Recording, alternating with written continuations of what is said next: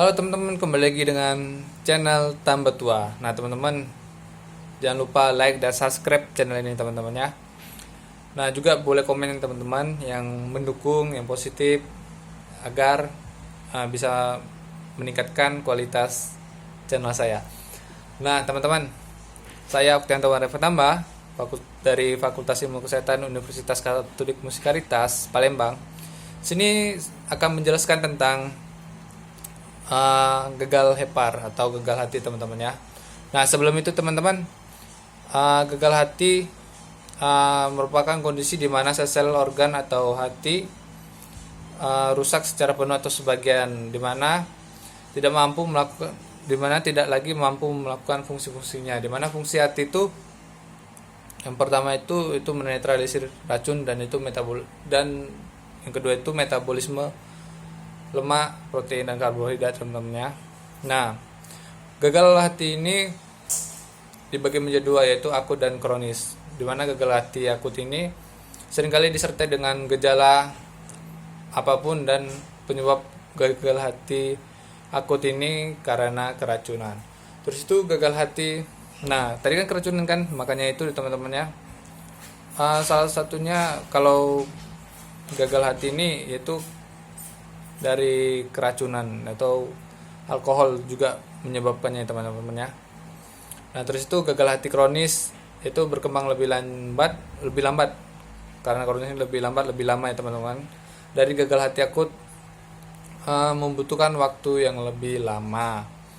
Terus itu etiologi dari atau penyebab dari gagal hepar ini, yang pertama itu paling sering itu yaitu hepatitis virus atau penyakit hepatitis.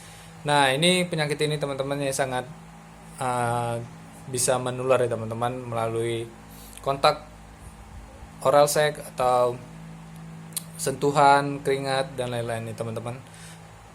Nah terus itu ada hepatitis non virus, itu ya kayak penyakit autoimun kayak gitu teman-teman ya. Terus itu ada sirosis hepatis, terus itu ada kanker hati.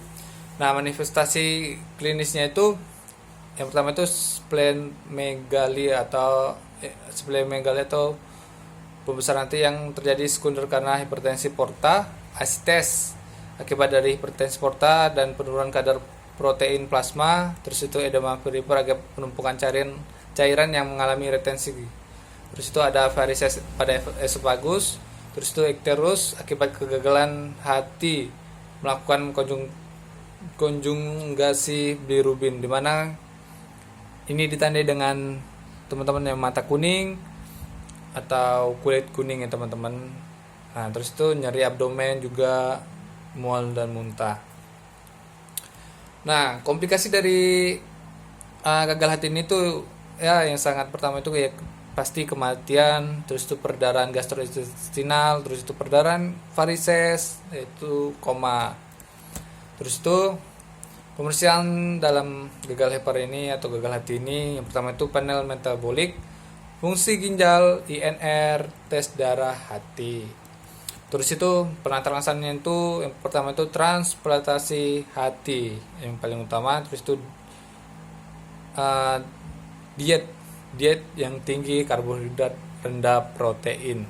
Terus itu pemberian laktulosa untuk mengurangi kadar amonia darah. Terus itu parasentesis untuk mengeluarkan cairan asites, yang tanda gejala tadi asites ya teman-teman ya. Terus itu pemberian obat vasokonstriktor atau untuk mengendalikan perdarahan. Terus itu perdarahan dari gastrointestinal tadi ya teman-teman ya.